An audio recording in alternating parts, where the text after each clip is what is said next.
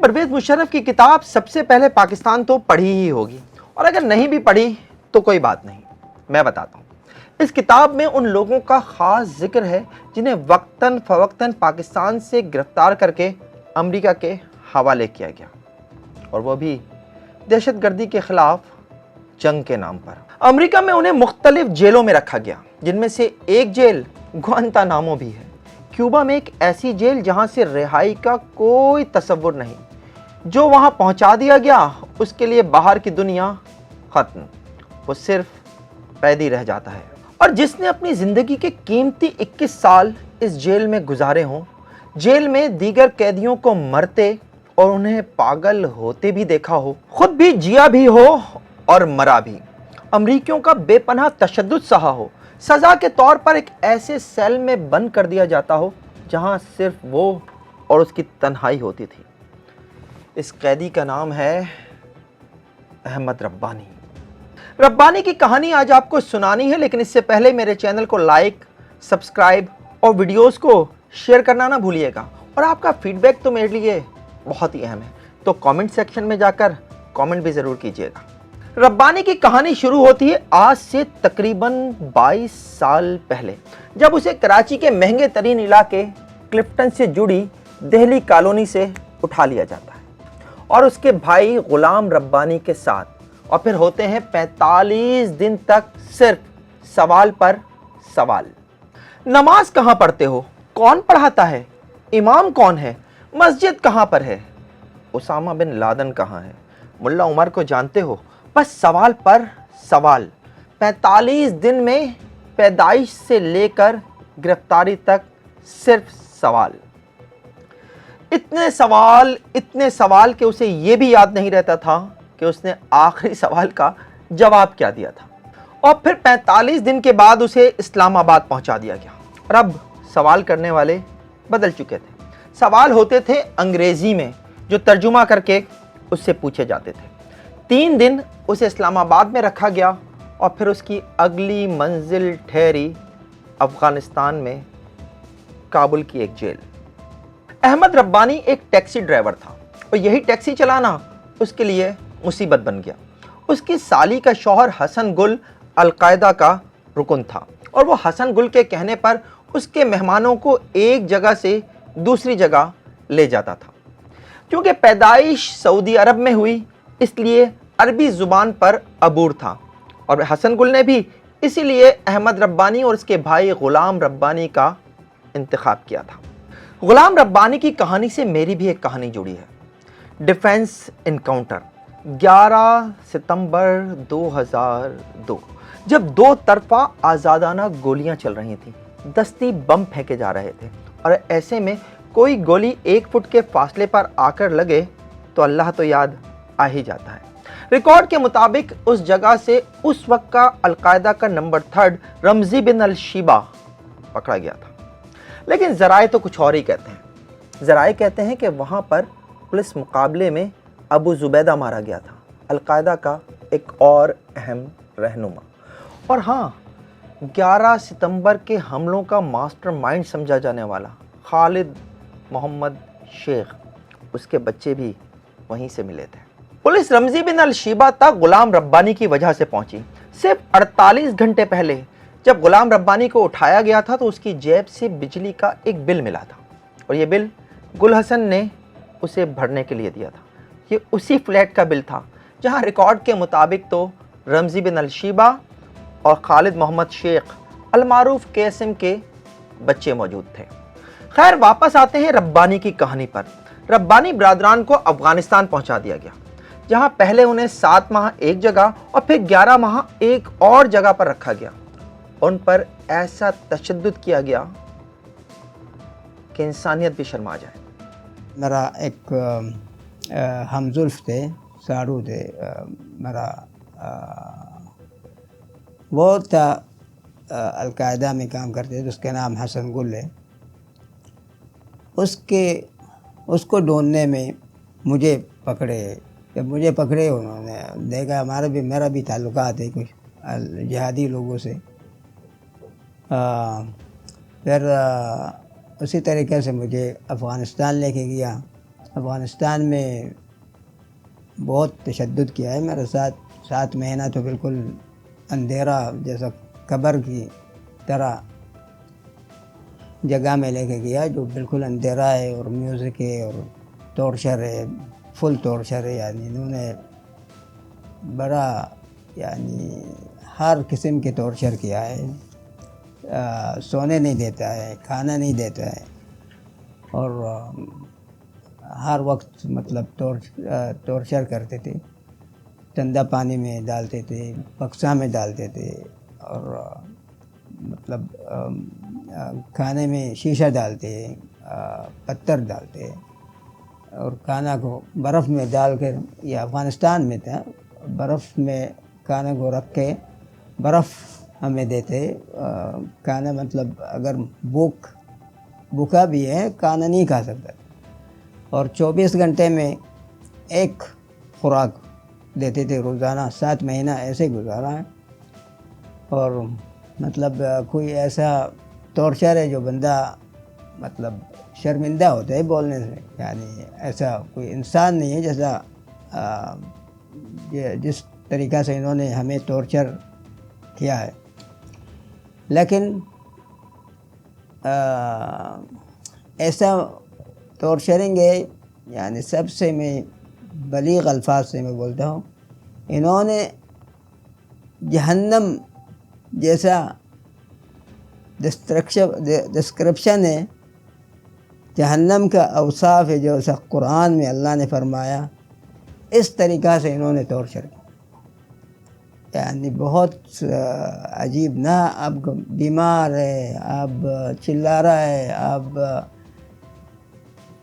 7 مہینہ ایک ہی لباس میں نہ دھویا ہے نہ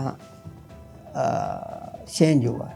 7 مہینہ ایک ہی کپڑے میں, 7 مہینہ دونوں پیر جنزیر میں لگا ہوا ہے. 7 مہینہ آپ کو تحقیق میں لے جاتے ہیں, ہر تحقیق کے بعد 3 دن بیمار, بخار چڑھ جاتے ہیں. برف میں بٹھاتے آدھا گھنٹہ, چپل ہم نے نہیں دیکھا ہے. کمرہ میں کوئی چیز نہیں. ایک جو بستر ہے, کمبل ہے, ایک بالٹی ہے جس میں پخانہ اور وغیرہ کرتے ہیں بندہ, اس کے علاوہ کمرے میں کوئی چیز نہیں, کوئی سہولت نہیں, ٹیشو پیپر نہیں. بوتل کا ایک پانی کا بوتل ہے, اس میں کیڑا ہوتا ہے, شونٹی ہوتا ہے, مٹی ہوتا ہے, بدبو ہوتا ہے. اسی ایک بوتل جو آپ کو دیتا ہے اس کو آپ نے پینا بھی ہے, پخانہ بھی اسی سے کرنا ہے, وضو بھی اسی سے کرنا ہے. کمرہ ایک جگہ میں صرف کمبل ہے جو اب سو رہا ہے, پورا کمرہ فرش ہے, ٹھنڈا ہے بالکل. یعنی ٹھنڈ سے بندہ مر جاتا. جب باہر نکالتے ہیں کھینچتے, مارتے, دیوار میں پھینکتے, کھینچتے, مطلب جو محفل ہے. 10-12 بندہ آپ کو نکال کے محفل ہے. کوئی شوٹ کر رہا ہے, کوئی مکہ مار رہا ہے, کوئی بال کے پورا کور کر کے 3 ٹیپ لگاتا ہے, ایک گلے میں, ایک منہ کے اوپر ہے, ایک پھر باگ لگا کے بیک کے اوپر بھی ایک ٹیپ لگاتا ہے. یعنی آپ کو سانس نہیں ہے, سانس نہیں, اور کھینچتے جب تک آپ کا سانس پھول جاتا ہے. بہرحال اس طریقے سے 7 مہینہ گزارے ہیں. غسل میں جب لے جاتے ہیں, ہر 2.5 مہینہ میں ایک غسل دیا جاتا ہے. ہر 2.5 مہینہ میں کے بعد ایک غسل ہے. وہ بھی میں کہتا ہوں یا اللہ غسل نہ ہمیں نہیں چاہیے, کیونکہ غسل آپ کو لے جاتا ہے کمرے سے پورا کپڑا اتار کے, پورا محفل ہے, 10-12-15 آدمی اب لنگے اور کھینچ کر آپ کو غسل میں لے جا رہے ہیں. آپ کا ہاتھ ایک باندھتے ہیں اوپر, ایک ہاتھ کو کھلا رکھتے ہیں.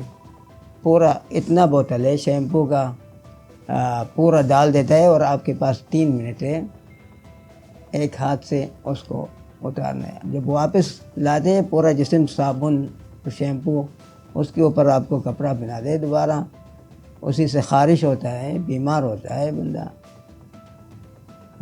کپڑا اتارنے کا جب کمرے میں لاتے ہیں آپ کو، کیونکہ زنجیر لگا ہے پیر میں، آپ کا سروال آپ اتار نہیں سکتے۔ بنیان کو بھی اب یعنی بنیان اتار سکتے، لیکن مطلب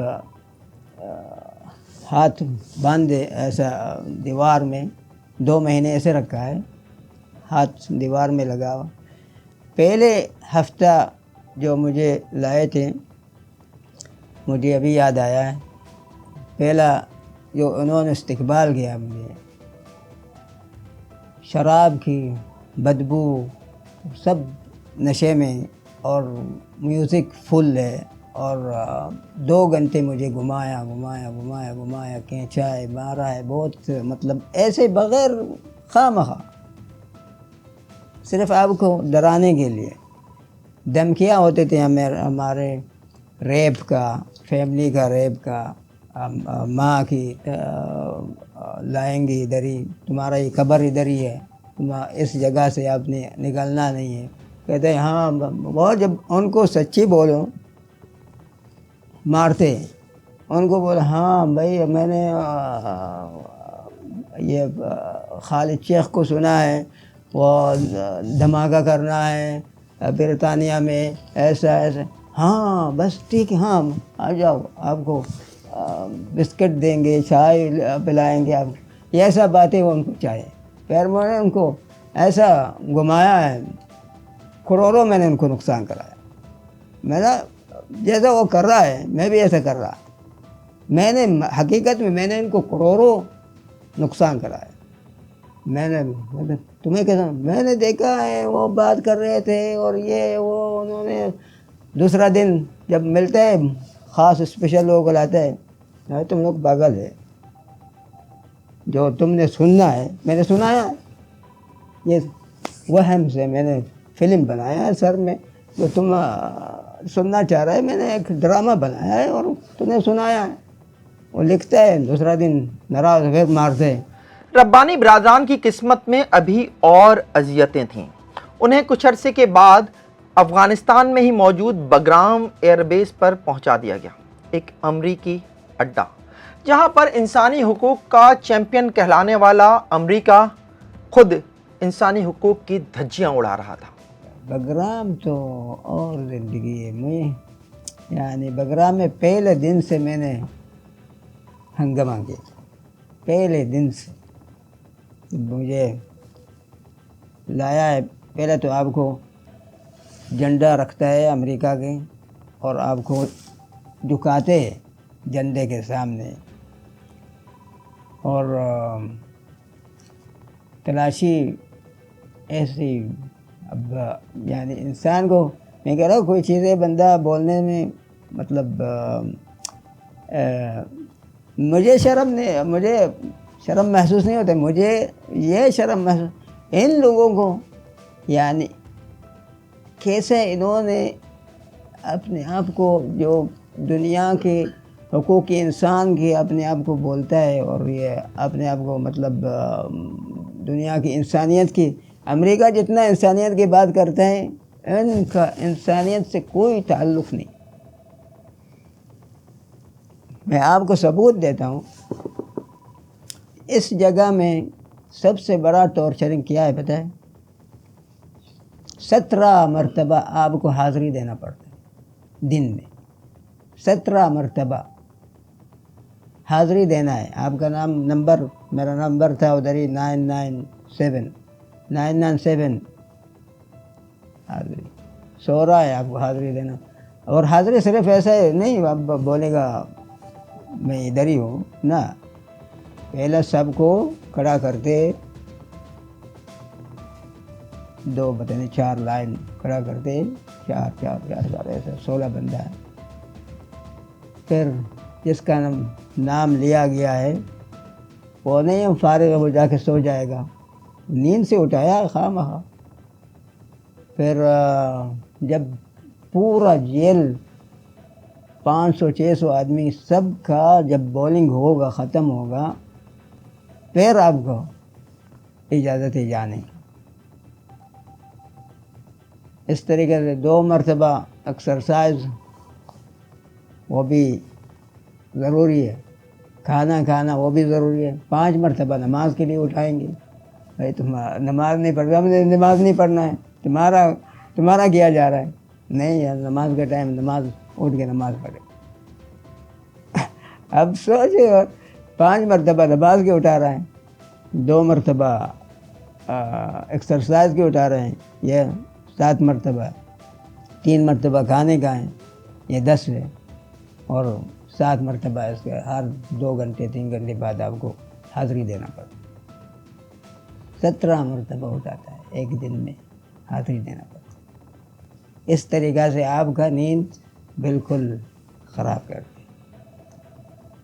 سورج کے لیے اچھا, اس میں یہ 17 مرتبہ تو ایسا نارمل ہے. اس کے علاوہ کبھی آپ کو انویسٹیگیشن ہو رہا ہے, کبھی آپ کو دھوپ میں نکال رہا ہے, کبھی آپ کو شاور میں لے جا رہا ہے. اس طریقہ سے مطلب کبھی کبھار 20 مرتبہ آپ کو دن میں جاگنا ہوتا ہے. اب 24 گھنٹہ میں آپ نے 20 مرتبہ جاگنا ہوتا ہے. یعنی آپ کو نیند بالکل نہیں ہے.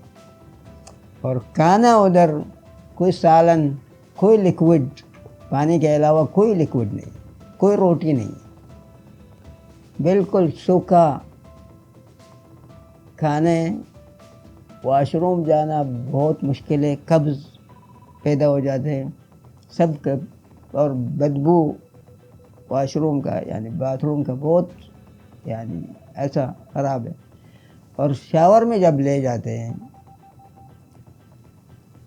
8 بندے کو ایک دوسرے میں بند کر کے, پہلا گارڈ پیچھے گارڈ کھینچ رہا ہے, ایسا جیسا بکروں کو کھینچتا ہے.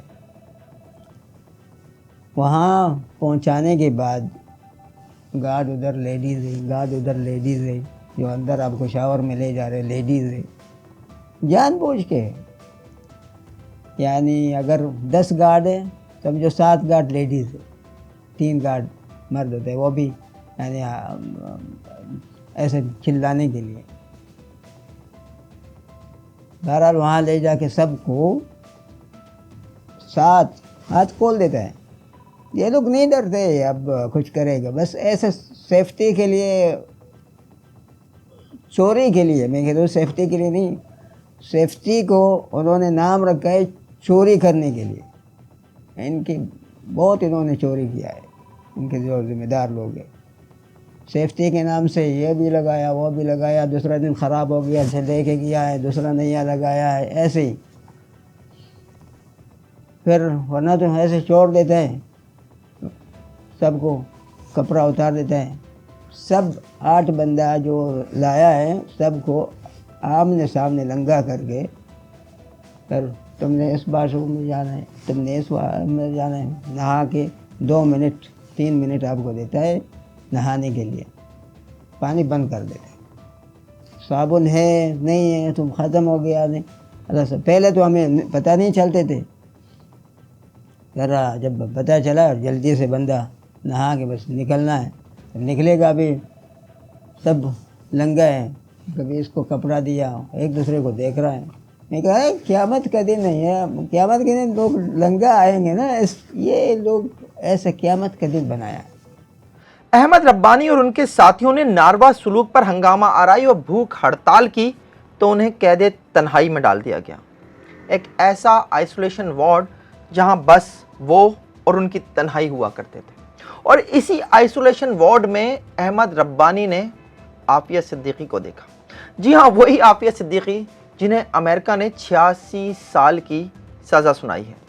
امریکہ کے مطابق تو اس نے 2008 میں عافیہ صدیقی کو افغانستان سے گرفتار کیا, لیکن احمد ربانی نے 2004 میں بگرام ایئر بیس پر عافیہ صدیقی کو دیکھا تھا. ان پر اتنا تشدد کیا گیا تھا کہ وہ ہوش و حواس کھو بیٹھی تھی.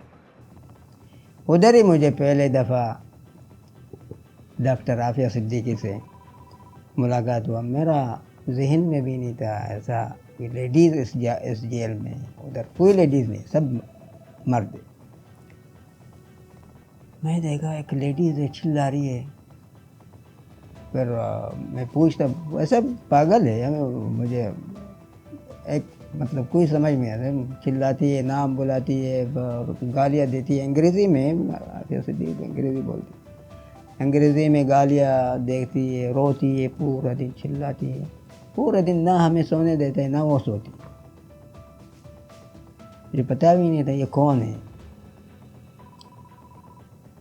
بہرحال اس کے ساتھ بھی بہت یعنی جو ہمارے ساتھ ظلم ہوتے تھے سمجھو اس کے ساتھ اور ظلم بہت زیادہ ہم سے زیادہ. بہت زیادہ تحقیقات میں لے جاتے ہیں انویسٹیگیشن کے لیے. واش روم میں لے جاتے اس کو.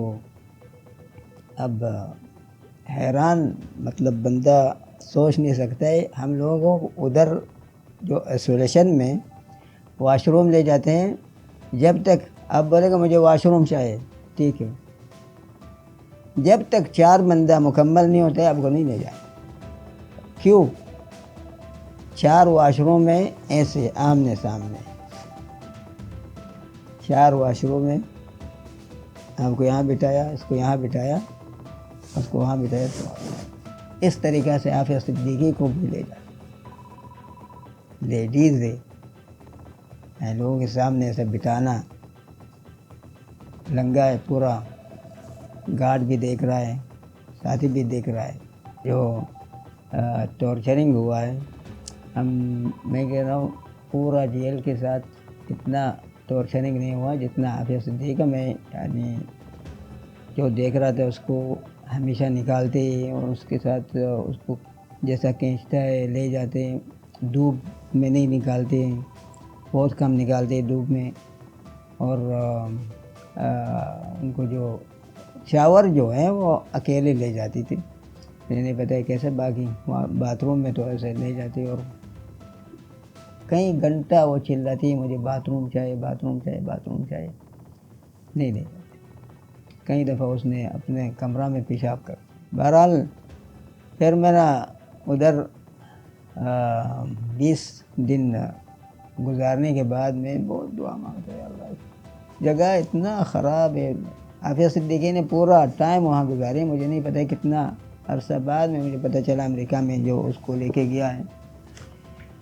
سیف اللہ پراچا تھا دوسرا بلاک میں, اس کو بھی بہت ٹارچرنگ کیا گیا تھا. دونوں بھائیوں سمیت کئی افراد کو 4 ماہ بگرام ایئر بیس پر رکھنے کے بعد ان کی اگلی جیل ٹھہری گوانتانامو, امریکہ کی بدنام زمانہ جیل. گوانتانامو بے میں ربانی برادران پر کیا گزری, انہیں کس کس کرب سے گزرنا پڑا, وہاں مسلمان قیدیوں کے اوپر کس طرح کا تشدد کیا جاتا تھا, یہ سب آپ جان سکیں گے اس ویڈیو کے اگلے حصے میں. میرے چینل کو لائک, سبسکرائب اور ویڈیوز کو شیئر کرنا نہ بھولیے گا.